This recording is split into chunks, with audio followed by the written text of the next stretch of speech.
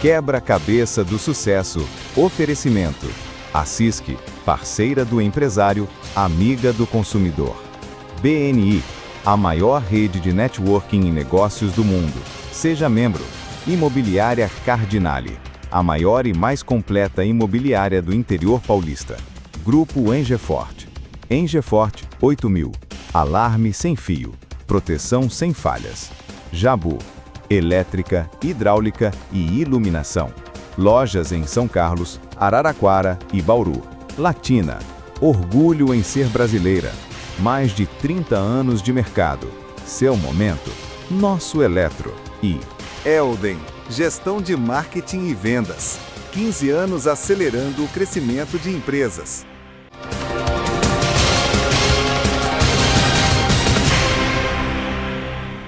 Bem-vindos ao Quebra-Cabeça de Sucesso mais divertido e desafiador programa de TV e videocast sobre negócios da nossa região.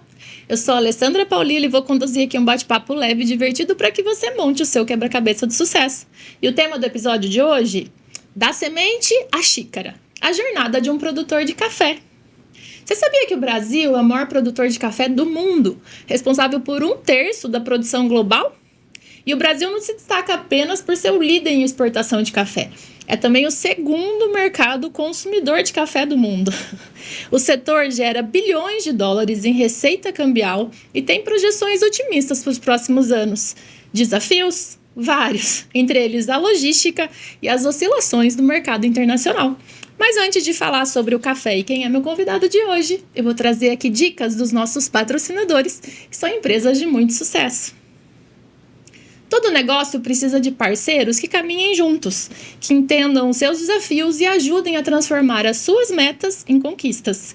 É esse o papel que a agência Helden assume, sendo uma parceira estratégica na jornada das empresas. Cada projeto começa com escuta e planejamento, porque a Helden acredita que é possível entregar resultado quando se compreende a fundo o mercado e os objetivos de cada cliente. A partir disso, desenvolve soluções de estratégias online e offline para fortalecer a presença da marca, aumentar o alcance e contribuir diretamente com as vendas. Está procurando segurança para sua casa, empresa ou apartamento? O sistema que tornou o que há de melhor em segurança em realidade é o Engefort 8000, um projeto de instalação de alarme sem fio com conectividade pelo app que une tecnologia de ponta com padrão de atendimento Engefort, monitoramento 24 horas por dia, instalação rápida e equipes próprias. Entre em contato pelo QR Code e junte-se aos mais de 10 mil clientes. Proteja-se com quem sabe proteger. Certificado digital é a identidade da sua empresa no mundo online. Você já parou para pensar a importância de escolher um lugar seguro para emitir o seu? A gente está falando de dados sensíveis e informações que valem muito. Nessa hora, pagar barato pode custar caro demais, com riscos que comprometem a sua segurança e do seu negócio. Na CISC, você tem atendimento de confiança, suporte especializado e a certeza que seus dados estarão seguros. Então, não corra risco.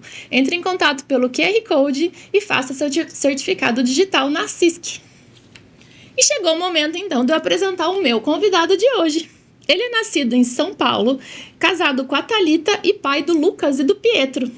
Ele é engenheiro e uniu essa técnica e expertise da engenharia com a paixão pelo café e pelo empreendedorismo. Desde 2009, assumiu a gestão das fazendas da família. Em 2014, criou a sua marca e em 2018 inaugurou a sua primeira loja, que está querendo ampliar para todo o Brasil. Até a cachorrinha da família é em homenagem ao café. Chama Coffee. Meu convidado de hoje, Marco Pagliaroni. Obrigado. Muito bem-vindo. Obrigado. O que eu mais gostei da sua apresentação foi o nome da cachorrinha. E é um membro novo na família aí. Que graça. Criança pede um cachorro, né? Foi. E exatamente por isso. A gente tá sendo novidade, tá sendo um desafio em casa, mas o filhotinho tá fazendo parte desde que uns 20 dias que tá com a gente. E já a criançada já dando beijinho, falando te amo, e não fica assim, faz parte agora. Vira membro da família. Vira membro da família, exatamente. Já tive experiência de cachorro, mas como filho.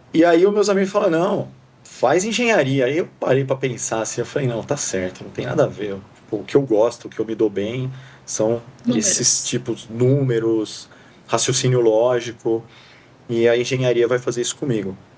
E eu prestei vestibular, passei aqui em engenharia civil na Universidade Federal de São Carlos e fiz a faculdade por aqui. Que ano você é? Eu sou da turma de 2004, me formei em 2008. Eu falei, será que a gente se cruzou em alguma disciplina? Eu sou de 96, bem antes, eu sou da produção. Ah, você é da produção. Producoxa? Como que é? Então vamos pra Mas eu tenho grandes amigos em engenharia de produção também. É muito aí legal, né? O universo da universidade é... Aí você sai de Franca e vem morar em São Carlos. Isso, aí eu saí de Franca e vim morar em São Carlos. A Thalita, minha esposa, é minha colega de turma. Então ela veio também, ela é de Jaú. E ela veio fazer faculdade aqui em São Carlos, na minha turma. A gente se encontrou e passamos a ficar junto, casamos e tudo mais. No começo da minha carreira de engenheiro, eu até comecei a direcionar um pouco a buscar trabalho em São Paulo, buscar obras grandes. Cheguei até a trabalhar naquela Ponte Estaiada em São Paulo, que é super famosa, como engenheiro. Participei também de obras aqui na região, o estádio de Araraquara. Então, trabalhei bastante na engenharia nesse lado. E comecei aqui em São Carlos a fazer projetos particulares meus. Comecei a investir no mercado imobiliário, comecei a prestar serviços de engenharia. E aí eu comecei a seguir a minha carreira como engenheiro aqui. Comprava terreno, construía casa e vendia, ou prestava serviço de projeto, reformas, nessa parte da engenharia civil. Mas teve um momento aí em 2009 que o meu pai, ele ainda tinha o escritório dele em São Paulo, e ele ficava muito em São Paulo. E o meu irmão era pequeno, e a minha mãe na fazenda, e o meu pai falou, olha, você está muito mais próximo da fazenda, e a gente está precisando de uma ajuda na questão da gestão. Não, e era próximo, tipo, só geograficamente. Só geograficamente, né? Exatamente. Só geograficamente, exatamente. Só para as pessoas entenderem o próximo. Exatamente. Então, assim, mas mesmo assim são 2 horas e meia daqui de São Carlos. Mas pro meu pai eram 4 horas e meia, 5 horas. Então ele não... Mas você nunca foi envolvido nos negócios para entender a gestão de uma fazenda de café? Não. E sinceramente, eu não gostava. Não gostava. Porque até talvez um pouco por aquela questão de, às vezes, algum trauma, alguma coisa, de ter mudado de São Paulo para fazenda. Em alguns momentos eu ter aquela, né? Aquela rebeldia adolescente de falar, não gosto daqui, não sei o que, quero ir embora daqui. E o que te fez aceitar esse novo desafio? Desafios, né? Eu acho que eu sempre fui voltado a desafios e também a necessidade é um pedido do meu pai. Eu vi que estava direcionando um pouco na minha carreira de engenharia, mas eu também vi como uma oportunidade de aprendizado e de gestão, que por mais que eu fiz uma engenharia civil, que é totalmente voltada a obras, a engenharia, ela tem uma cabeça de gestão muito grande. Desenvolve muito raciocínio. E foi natural eu assumir essa gestão. E também, essa gestão veio em um momento que a gente começou a enxergar um pouquinho de crise imobiliária, que foi ali em meados de 2010, 2011. A gente teve uma crise imobiliária forte, então deu uma retraída no mercado imobiliário e eu naturalmente fui tocando a parte imobiliária, mas também abriu portas para mim tocar essa parte da fazenda, enquanto ia sentindo um pouco do mercado imobiliário, que tiveram aquelas bolsas que quebraram, aqueles bancos que quebraram nos Estados Unidos, que trouxe problema mundial, influenciou todo mundo. E esse desafio na fazenda me fez, eu viajava direto para a fazenda, voltava daqui e eu fui tocando essa parte da gestão lá. Aí quando a gente fala em gestão da fazenda, então, cuidava de obras, vou fazer a gestão da fazenda. Exatamente. A gente imagina que é cuidar de uns pezinhos de café que tá ali, ver se tá maduro já para colher. Não, vocês cuidam de todas as etapas do café, sempre foi assim? Sim, sempre foi. Lá, o que a gente fala, a fazenda é uma propriedade considerável e a gente cuida desde o plantio até a colheita, até então, nesse momento. Quais são essas fases entre a colheita e a... O pé de café, ele é uma árvore. É o primeiro ponto que a gente tem que se preocupar. Então, diferente de uma cana-de-açúcar, uma soja, um milho... Você corta para nascer de novo? Exatamente. O pé de café você planta e você tem que cuidar dele ali por no mínimo 20 anos. Então, é um desafio desde o início. É uma planta Ó, se você for querer plantar na soja, você não consegue, ele morre. Porque ele é muito, mas muito delicado, muito suscetível a praga, muito suscetível a se chove, não chove, se faz sol, se não faz sol. Então, tem um cuidado, tem ali um processo de cuidado muito delicado a ser feito. E a gente fazer o quê? A gente tem o viveiro de café, onde a gente cria as nossas mudas de café, utilizando sementinha. Nem vai plantar o feijãozinho na escola, né? Só que mais profissional. Então, vou plantar a sementinha do café, vão nascer as mudinhas de café e a gente vai fazer o plantio disso daí. Mas quando a gente fala, vou fazer o plantio, são 200 mil, são 500 mil mudas. Então, é bastante café. E, quando eu assumi a gestão lá, a gente tinha mais ou menos 50% da nossa área de fazenda que a gente tinha só plantado o café. Então, um dos meus trabalhos ali dentro da fazenda foi aumentar a nossa área produtiva, para aumentar a nossa produtividade de café. Então, da hora que planta até a primeira vez que colhe, são 20 anos? Não, 20 anos é o que a gente espera que sobreviva o pé de café. Ah, perdão. Do primeiro momento que você planta o café, em torno de 1 ano e meio, ele já começa a dar um pouquinho de café. Mas esse pouquinho de café é um pouquinho prejuízo. A partir do 3º ano ali que vem uma produtividade em si de café. E o café a gente colhe ele uma vez por ano. Então, ele vai começar a crescer o grãozinho de café por volta de agora, que a gente está aqui. Começou primavera, final do ano. Ele está verdinho ainda, pequeno, ele começa a crescer, tomar coloração. Lá para abril, maio, aí a gente começa a colheita. E como é que sabe que o café está pronto para colheita? É a frutinha que você vê madurinha no pé de café. A cor, exatamente. A gente faz provas, faz testes, mas é exatamente a cor. Ele começa, até alguns começam a secar um pouco no pé de café, mas o intuito é pegar ele madurinho no pé de café. Que pode estar tanto coloração vermelha quanto coloração amarela. A gente tem espécies diferentes ali, espécies não, variedades diferentes que dão colorações diferentes entre vermelho e amarelo. E aí a gente vê o momento certo de colher. Mas, voltando um pouquinho, não é só para ter aquele raciocínio lógico, mas a gente planta o pé de café. Para você plantar tem toda uma questão de nutrientes para colocar no solo, também tem algumas questões de produtos para proteger o pé de café de algumas pragas. E a gente vai fazendo esse acompanhamento anual. Também tem a parte de sistema de irrigação, que aí você tem que trabalhar tanto a questão de captação, outorga disso, porque você não pode pegar a água do jeito que você quer, tem um modo correto de pegar, tem a quantidade de água que você pode pegar, também você vai calcular quanto de água que eu vou jogar ali nos pés de café, tem toda uma engenharia ali por trás em cima disso. Essa tecnologia também vem aumentando muito, né? Sim, essa parte de produção. Sim, essa parte, tanto a parte de irrigação, preparos do solo, quanto até a parte de espaçamento dos pés de café. Então, hoje a gente planta ali uma muda de café a cada 60 centímetros. Mas antes não era assim, era uma distância maior. Então, tudo muda bastante. O meu pai é engenheiro agrônomo, sempre trabalhou com soja. Então a gente acabava indo na AgriShow e tudo mais. E há uns 2, 3 anos atrás eu acompanhei ele. Eu lembro muito disso porque eu tava com o Licilipe. E aí tinha uma colheitadora de café que parecia uma nave espacial. Assim, falava, gente, isso é uma colheitadora de café, né? Ninguém imagina. É um equipamento bem robusto.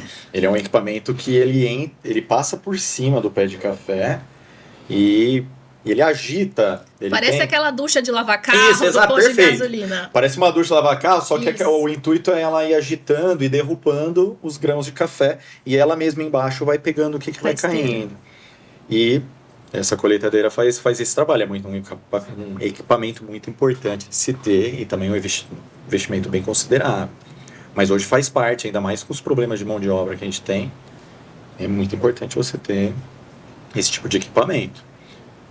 Então, voltando lá, preparei o solo, plantei o café, fiz a muda, cuidei da árvore, até chegou o ponto que eu colhi o café. Certo. Aí, colhi, o que acontece com o grão? Colheu o café, aí a planta, ela vai seguir o mesmo processo anualmente, a mesma coisa, vamos só selecionando a parte da planta. Depois que a gente colhe, a gente vai ter alguns produtos que tem que passar para a planta, porque ela acaba se machucando bastante na colheita, para preparar para a próxima safra, adubar.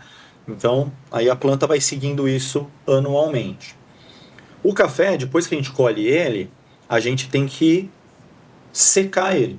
Porque a gente está colhendo uma fruta madura, que dentro, na verdade, o que é o café é a semente dentro Daquela dessa frutinha, bolinha. daquela bolinha pequenininha. Então, aqui não tem aqui para ilustrar para vocês, mas é um frutinho bem pequenininho, Parece que uma dentro mini- vão ter 2 sementinhas de Uma café. mini jabuticaba. Isso. Que a gente vai ter 2 sementinhas dentro. E essas 2 sementinhas é o produto que a gente quer chegar nele.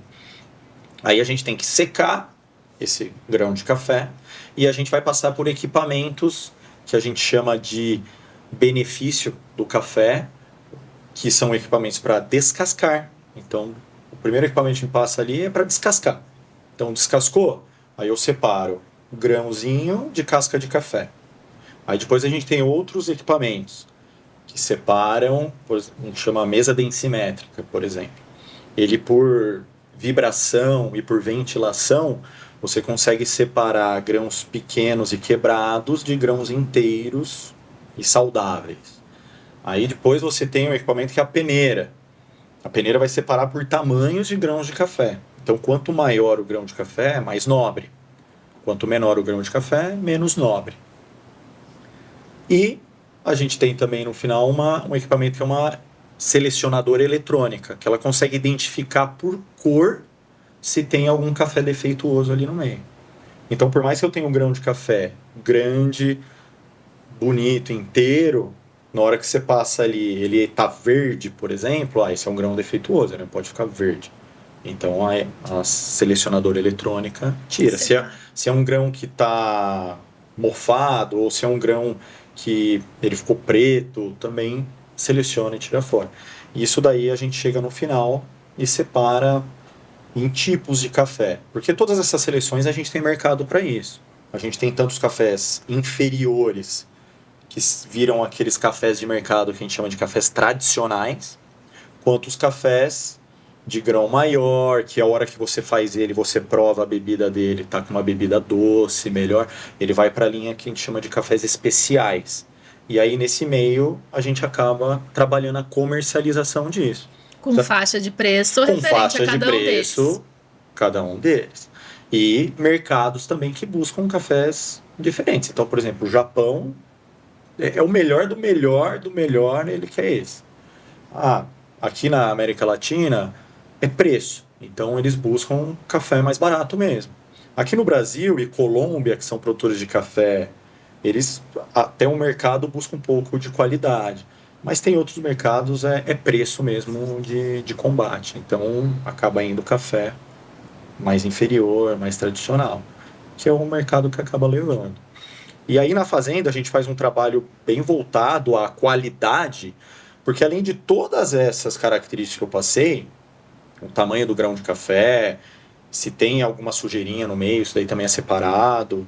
Tem a questão da bebida, que a gente chama, é como esse café vai beber. Então passam por provas, você vai tomar esse café e fala, nossa, esse café aqui tá diferenciado, então deu uma bebida bem melhor. Esse café aqui, por mais que ele tenha todas as características que a gente falou, a bebida dele não deu tão maravilhosa. Então, tudo isso vai direcionando ao preço do café. E tudo tem um processo, tudo tem um ritual, tudo tem as associações de café que direcionam sobre isso, e a gente faz tudo em cima disso. Então, ainda falando sobre esse processo da fazenda, separei as sementes em todos esses equipamentos que você falou, já tenho definidos qual café de cada mercado. Isso, exatamente. Mas esse café ainda ele não está torrado. Não, só está separado. O que eu estou falando para você aqui é o trabalho que a gente chama de fazenda.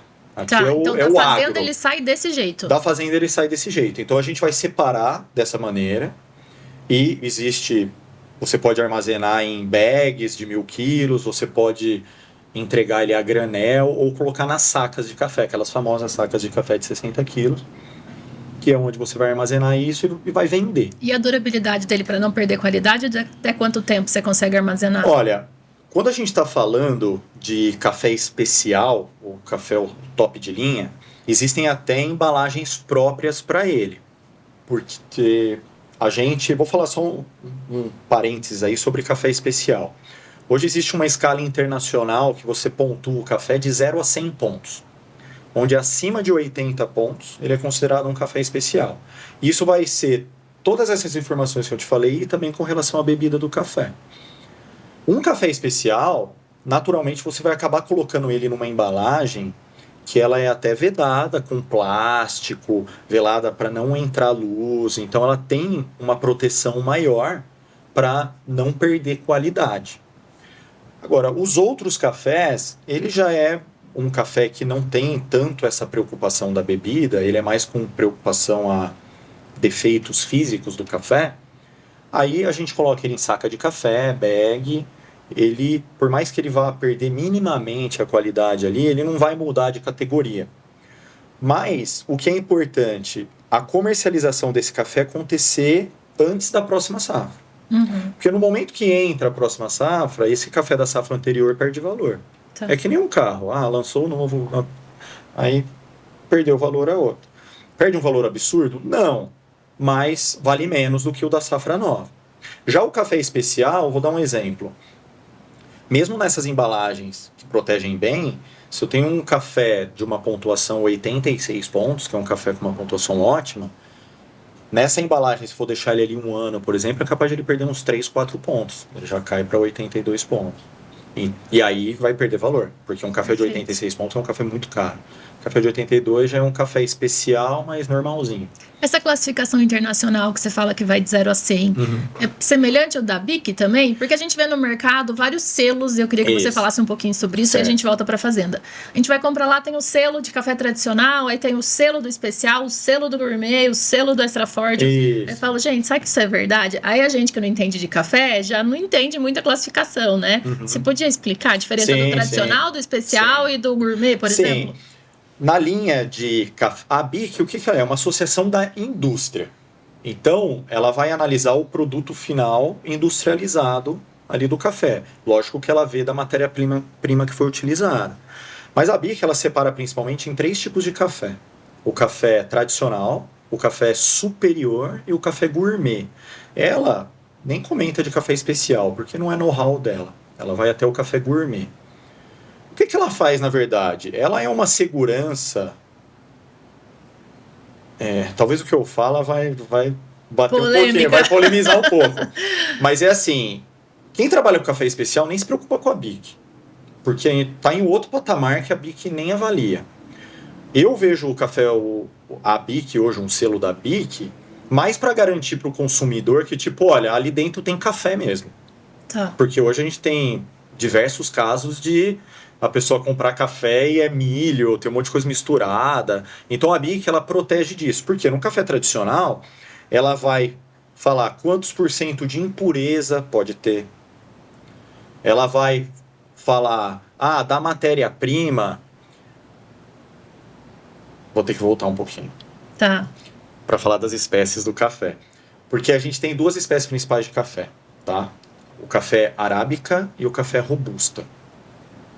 O café arábica, historicamente, ele é considerado um café mais suave, de menor teor de cafeína, e um café mais caro e mais gourmet. O café robusta, historicamente, ele é um café mais amargo, ele é um café menos doce, naturalmente, é um café mais fácil de se produzir e tem um altíssimo ou um teor de cafeína bem maior. Fazer esse paralelo.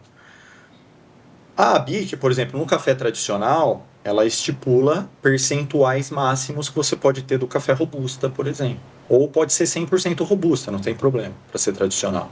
O gourmet, o gourmet tem que ser 100% arábica.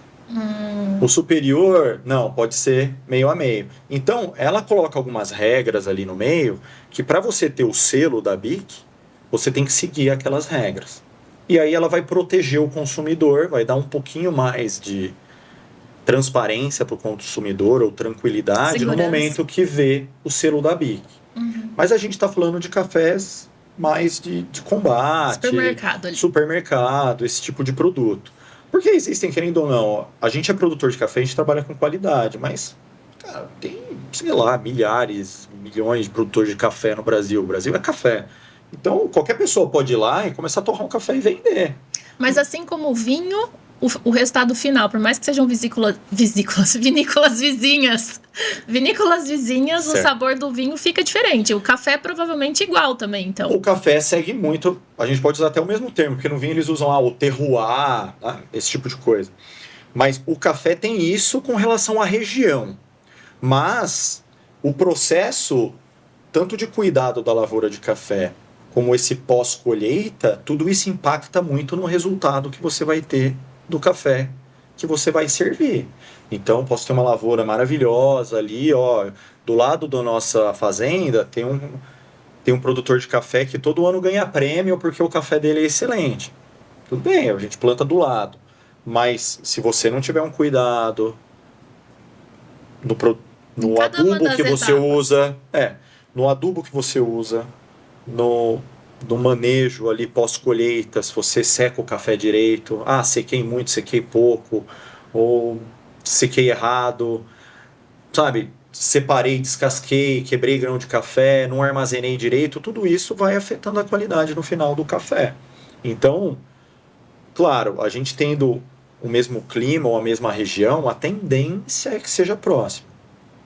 Mas tem N aspectos que vão dar muitas variáveis para esse café. E quando você fala que as fazendas estão ali na região de Franca, certo. Ali a famosa região Alta Mogiana, isso. que falam que é onde dão os melhores cafés e tudo mais. Exatamente. É realmente um solo que facilita? Sim, é um solo que facilita. É o solo, é o clima, porque a gente está num clima de altitude, onde o inverno é rigoroso e o verão é chuvoso. Chove a hora que tem que chover, é seca o momento que não tem que chover, porque o pé de café é assim, ele é como se fosse uma pessoa. Se você deixa ele mal acostumado, por exemplo, tá chovendo toda hora, ele não vai produzir bons frutos. Ou, tá fazendo calorzinho toda hora, ele não vai produzir bons frutos. Ele é como se fosse ser humano, ele é meio mal acostumado. E eu gosto de fazer a brincadeira assim, se a gente for pensar o que é uma fruta e uma semente, isso para a planta é o quê? É um filho, é a postergação daquela espécie dela, certo? Então, é a árvore fazendo o quê? Eu preciso de mais árvores de café. Se ela não se sente ameaçada, ela não vai fazer semente, fruto. Por quê? Tá tudo bem, não se sinta ameaçada. Uhum. Então, ela precisa desse estresse hídrico, então ela precisa, nossa, peraí, o que tá acontecendo? Não tem água aqui. Preciso de água, vou morrer, sabe? Ou, nossa, tá muito frio aqui, o que tá acontecendo? Aí ela vai gerar frutos. E aí ela vai gerar frutos saudáveis, frutos doces, que vão impactar no sabor, resultado do grão de café. E isso daí vai dar o resultado da colheita que busca. Então, a região da Alta Mogiana é uma região que ela chove na hora certa. Até então, né? Porque o clima tá uma bagunça. Mudando tudo. Mas ela é uma região que chove na hora certa e também faz seca na hora certa. É uma região que faz calor, mas também faz frio. Então isso é muito importante para o pé de café. E um dos fatores do café arábica historicamente ser mais caro que o café robusta, que eu estava comentando, é exatamente isso. Ele é muito complicado, ele precisa desses microclimas, ele precisa disso. Já o café robusta ele é muito mais simples. Tem café robusta em Rondônia. Ele é mais robusto. Ele é mais robusto. Então, ele aguenta muito mais. E, historicamente, o preço dele acaba sendo um pouco mais baixo que o do arábica por causa disso. Você já falou que a comercialização pode acontecer até um ano depois ali, seja antes da safra. Mas, normalmente, essa comercialização é feita em que momento? Olha, a comercialização, existem muitos... Às vezes, você nem tá com o café. Mas você, como produtor, você já vai firmando contratos de café. Sem saber quanto você vai colher exatamente. Exatamente. Aí que está a engenharia, planejamento. Então, você já firma contratos de venda, compromissos, você aproveita mercado, momentos de preço de café bons, faz cálculos aí do orçamento em cima dos preços que vai vender. Então, muitas vezes, o que acontece? O produtor, ele colhe o café até agosto, termina de preparar ali setembro e já começa a entregar esses contratos e realizar essas vendas. Por quê? É uma data que normalmente os contratos e compromissos de café giram ou acontecem, então você já tem esse compromisso de entregar, e também é um momento que você precisa cumprir contratos bancários de alguma operação financeira que você fez para utilizar ali no custeio da plantação. Então, a comercialização, ela acontece dali da colheita até o começo ali da próxima colheita no ano seguinte. Mas o mais grosso mesmo vai acontecer em meados de setembro e outubro. É uma oferta que ainda não atingiu a demanda mundial, assim, não é difícil vender café? Não é difícil vender café, mas tem um ponto. Não é o produtor que dita o preço do café. Então a gente está falando, a gente ainda não entrou em torra de café, estamos falando em produto rural, tá? Uhum. A saca de café do produtor, não é ele que dita o preço. Quem dita esse preço é a Bolsa de Valores de Nova York. Então tem um preço, o café, na Bolsa de Nova York, é um preço em dólar, que é para aquele padrão de café. E que é um preço que sobe e desce, por isso a necessidade de você vender no momento que está em alta, aquela loucura. E se arriscar, e aquela loucura. E normalmente, como você disse no começo da nossa conversa, o Brasil é o maior produtor de café. Quando entra a safra do café brasileiro no mundo, naturalmente a Bolsa de Valores cai. Oferta e demanda. Oferta e demanda. Então, isso para o produtor também é ruim, porque é o momento que ele está precisando de dinheiro, e ele precisa cumprir contrato, entregar, ele está precisando de dinheiro, e ele acaba vendendo café. Então, é bem prejudicial esse lado para o produtor de café brasileiro. Mas isso vai se ajustando, e hoje, e não vejo isso mudar tão cedo, a demanda mundial é maior que a produção. E a demanda mundial está crescendo muito mais rápido do que a produção consegue crescer. Uhum. E isso são vários pontos. Tanto a questão de investimento no agro para isso, quanto a questão climática. Que o clima também está fazendo migrar muito as regiões produtoras de café, está prejudicando bastante as lavouras. O ano passado mesmo noticiou bastante aquelas questões de queimada. A gente teve 50 mil pés de café queimado. Que o fogo passou e queimou. Entendeu? A gente teve seca. Isso tem seguro? Tem seguros, mas não vai falar, pagar é querer. A produção anual não que vocês paga nada. prezariam. Não vale. Por quê? Aí entra aquele outro assunto que a gente falou. Quanto tempo demora para o pé de café produzir mesmo? Né? Performar? 3 anos. Então, aí ali no meio também tem os equipamentos de irrigação, pega fogo. Então a gente teve o ano passado queimada, a gente teve geada e a gente teve seca. Que por mais que a gente tenha irrigação na fazenda inteira, a água precisa vir de algum lugar. Uhum. E na origem, na fonte, não tinha água. Tá faltando também. Tá faltando. Então, isso é um desafio muito grande pro produtor. Então, se prestar atenção aqui na nossa conversa, né? O cafeicultor, ele depende de chuva, que não é dele. Ele depende do clima também, do frio e do calor. Ele não dá preço no café, é a bolsa que dá preço. E você fica, né, à mercê de oração mesmo. Por isso que o cafeicultor é bem religioso. Não, e a oração de verdade. Eu lembro do meu pai, assim, e chegava aquela nuvem de chuva e chovia na fazenda do vizinho. A chuva não chegava, ai que ódio. Exatamente, é isso que acontece. Depende muito da água, né? Depende muito da água, depende de tudo. E é algo que afeta muito. E aí, se você não consegue rodar a sua operação, você não consegue cumprir aquele contrato, não consegue cumprir aquele financiamento, aí o produtor começa a se embolar e aí é um problema. E aí você, como empreendedor, além de gestor e engenheiro, decide criar uma marca de café da fazenda. Exatamente. O que, nesse meio que a gente estava conversando, me incomodava muito essa questão de, mas a gente não controla nada, né? É tudo, vão trabalhar e rezar. Era isso. E a ideia de criar marca mesmo veio disso. Falar, poxa, o nosso café é tão bom. A gente vende aqui para exportadoras, para export, ou vende para cooperativa, armazém, os cafés, e ninguém conhece nosso café, e ninguém paga mais por isso. Porque por mais que o café era bom, você acaba ficando na mão desse pessoal. Fala, hoje eu te pago isso aqui. E a ideia de criar a marca veio justamente disso. Falar, não, vamos começar a mexer um pouco nisso. E aí a gente criou a marca Cafés Pagliarone, que foi uma iniciativa minha mesmo, enquanto eu estava na operação da fazenda. Vou só fazer um parênteses, que você fala café Pagliarone, que é chique, mas para quem quiser procurar no Google é Pagliarone. Pagliarone. Mas fala Pagliarone. Pagliarone porque é italiano. Mas se você quiser ver, é Pagliarone. Pagliarone, exatamente. Dá uma pesquisada lá no nosso Instagram, no nosso site. E essa questão que incomodava muito, direcionou para criar a marca. E a marca é totalmente voltada para aqueles cafés especiais, os cafés de qualidade que a gente produz na fazenda. A gente começou a selecionar os melhores lotes que eram colhidos. A gente provava o café, selecionava tudo e passamos a industrializar. Aí a gente está saindo de fazenda. Acabou agronegócio. A gente está entrando para a indústria. E a gente montou uma torrefação na fazenda. Essa torrefação a gente pega o café da fazenda e transforma ele em café torrado em grãos, café torrado e moído, cápsulas para aquelas máquinas Nespresso. Então a gente pegou e transformou num produto final para o consumidor. E o meu pai morava em São Paulo, lembra que ele tinha essa conexão, o escritório dele. E a gente comecei a fazer uma ponte de buscar locais, pontos de venda em São Paulo para vender esse café. A gente começou a fazer esse trabalho. Estava indo bem, trabalhando.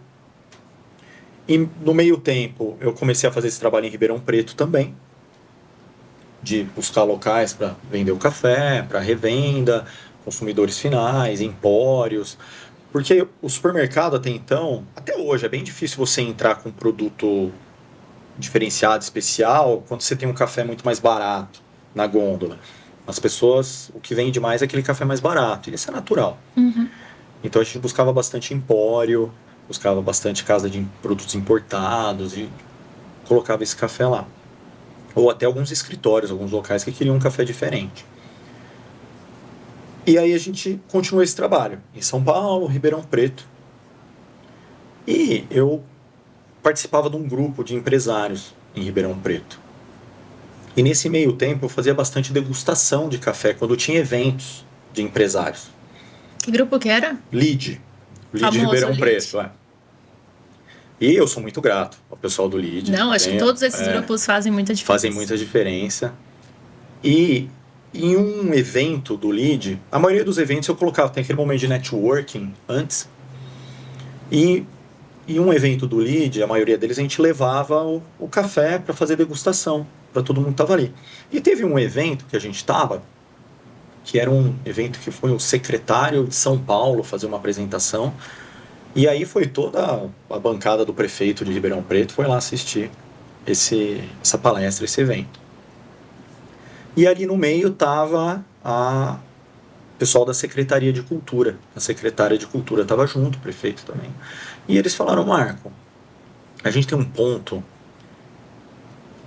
muito antigo ali em Ribeirão Preto, que praticamente está abandonado, e a gente está querendo levar a vida para o centro de Ribeirão Preto. E seria muito importante a gente ter uma marca de café como a sua ali naquele local, que tem tudo a ver. Você tem uma história de família por trás da marca, o seu café é da região, o seu produto é de qualidade. A gente vê esse trabalho que vocês estão fazendo aqui, vamos conversar sobre isso daí. Aí a gente conversou, evoluiu essa conversa, ela falou, vamos... E eu sempre busquei desafios, você viu, da nossa conversa desde o começo. E deu certo. A gente encontrou um ponto lá, eles apresentaram esse ponto pra gente. Foi um desafio muito grande montar aquela cafeteria. Porque deu um novo negócio, né? É um novo negócio. Primeiro que a gente não conhecia nada de cafeteria. Só serve café, o resto... Eu não conhecia nada de cafeteria. E antes ainda não conhecia nada de fazenda. Então, tudo, né? E antes eu era recém-formado ainda em engenharia. Então, uma coisa vai levando a outra. Vambora, vamos fazer acontecer. E deu certo montar esse local, essa cafeteria em Ribeirão Preto, que a gente montou em 2018 ela. E fez o maior sucesso ali. Foi um desafio grande no início, porque ninguém acreditava. O pessoal passava na frente, a gente fazendo aquela super reforma. O pessoal olhava e falava... Várias vezes eu falava... Nossa, olha que cara maluco. Aí um outro falava, aquele ali que é um loucão. E deu certo. E aqui em São Carlos abriu que ano? Aqui em São Carlos a gente abriu em 2021. Então a gente abriu lá em 2018. A gente fez a operação, aprendeu bastante com ela. Funciona super bem. Passamos pandemia, que foi um desafio bem grande. E aí no finalzinho da pandemia disponibilizou um ponto que eu sempre gostei aqui em São Carlos. E tinha muitos amigos que falavam, pô, Marcos, você só tem cafeteria lá, tem que montar uma aqui. Pra gente tomar um café, não sei o que e tal. Eu falei, então vamos. Que é ali na Praça da 15. Que é ali na Praça da 15, Rua Aquidabã 1400. E montamos uma cafeteria aqui. O momento que a gente montou aqui, a gente ainda usava máscara, então a gente pega as fotos de início, era aquele momento ainda de máscara, Covid e tudo. Evoluiu e tá indo super bem. E no finalzinho de 2023, a gente formatou as cafeterias como franquia. E aí, finalzinho de 2024, a gente tem o nosso primeiro franqueado lá em Jundiaí. A gente está fazendo um trabalho Que é um novo muito desafio forte, enorme que é um novo também. desafio também, essa parte de franquias. Está para fazer um ano, mês que vem, a unidade de Jundiaí. E é esse momento que a gente está. A gente está toda essa história, essa parte do café, que não vem só do meu pai, vem do meu avô, vem do meu bisavô, vem do meu trisavô. Eu sou o quinto na geração da família nesse negócio de café.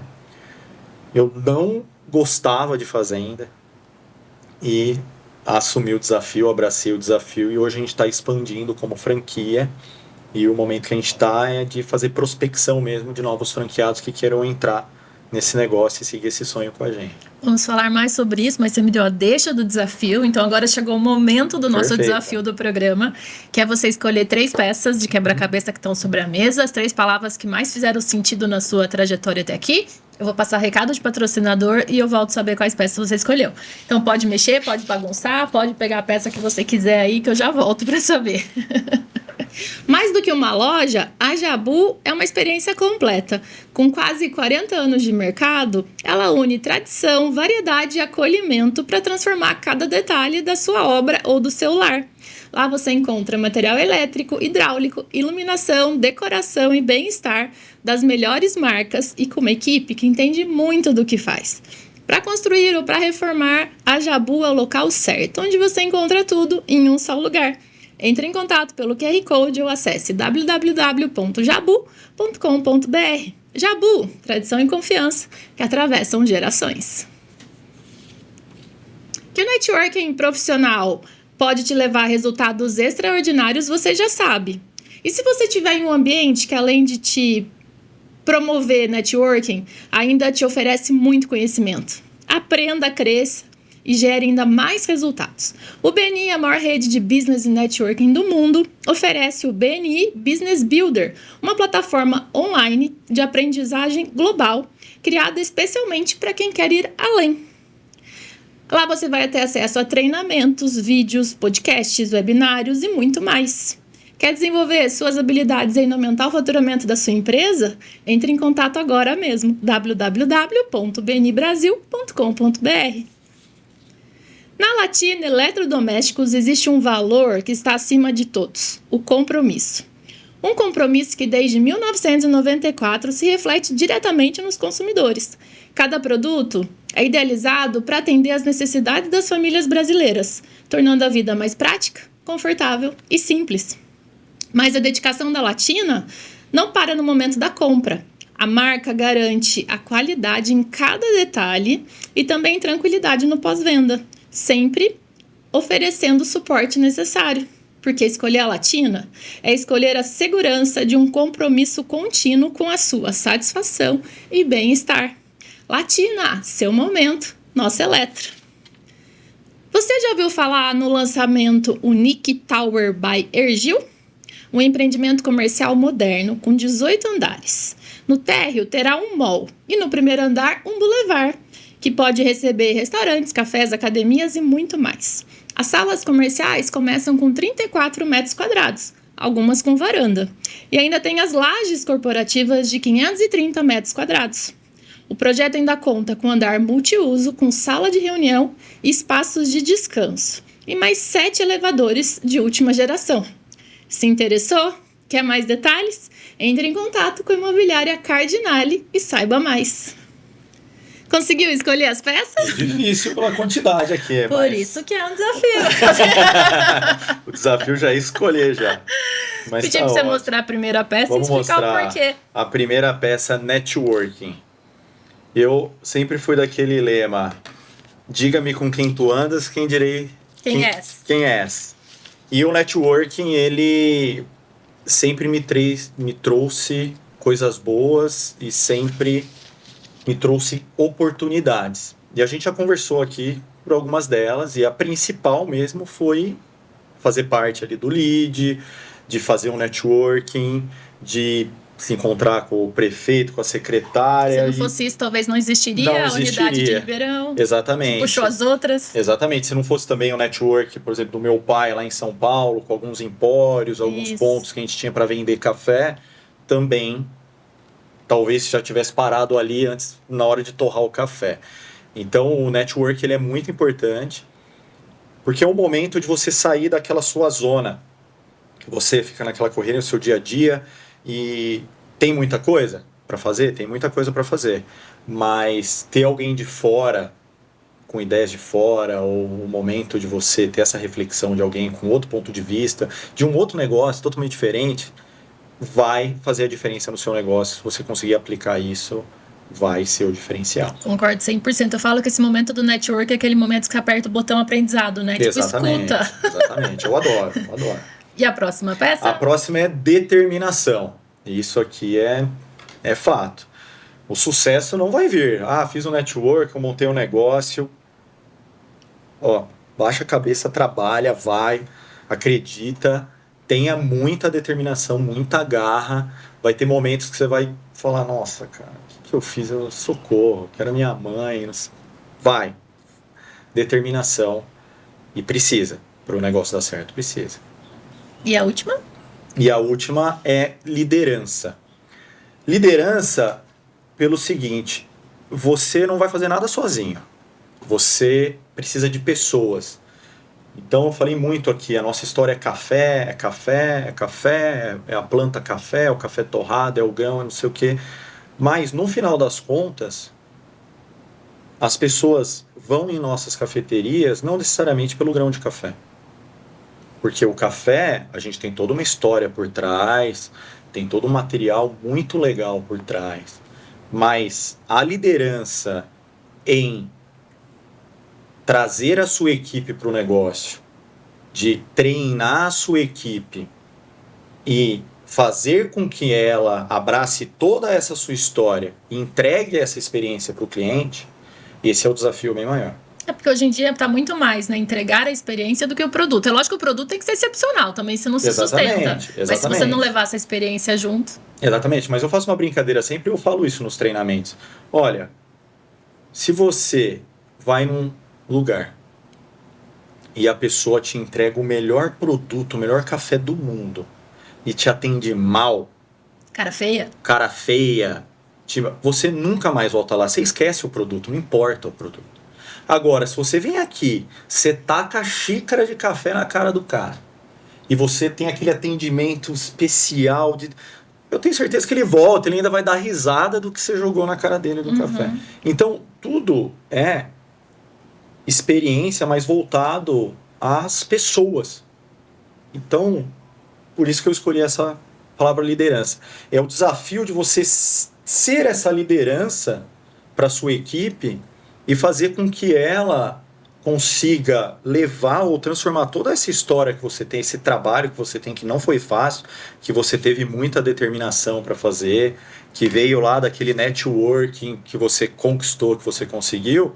Se você não tiver essa liderança, se você não conseguir transmitir isso para a sua equipe, você não vai conseguir ter o sucesso que você busca. E quando a gente fala de você como gestor com essa liderança, aonde foi sua principal dificuldade? Ser o líder na fazenda, ser o líder na cafeteria ou ser o líder como um franqueador agora? Aonde você teve que buscar mais determinação para conseguir? Olha, eu acredito que o ser líder nas cafeterias, para mim, foi o mais desafiador, pelo seguinte, eu fui engenheiro civil, trabalhava em obras, então a gente trabalhava com pessoas, o pedreiro, o servente de pedreiro, são pessoas que ganham salário mínimo. Então, qualquer problema de relacionamento que você tem ali, você está entre você e essa pessoa ali numa obra. Na fazenda, a mesma coisa. Qualquer problema que você tem é ali na fazenda. O máximo que o cara vai fazer é, sei lá, chutar o pé de café, sei lá, não tem muito o que fazer. Agora, numa cafeteria, é o maior desafio porque o atendente seu, ele está tendo contato direto com o seu cliente. E se ele atender mal, esse cliente vai falar mal da cafeteria, vai falar mal da torrefação, vai falar mal da fazenda, vai falar mal de mim, vai falar mal do meu trisavô. Eu já tive uma avaliação assim, que eu fui mal atendido, ele xingou a fazenda, mas todo mundo.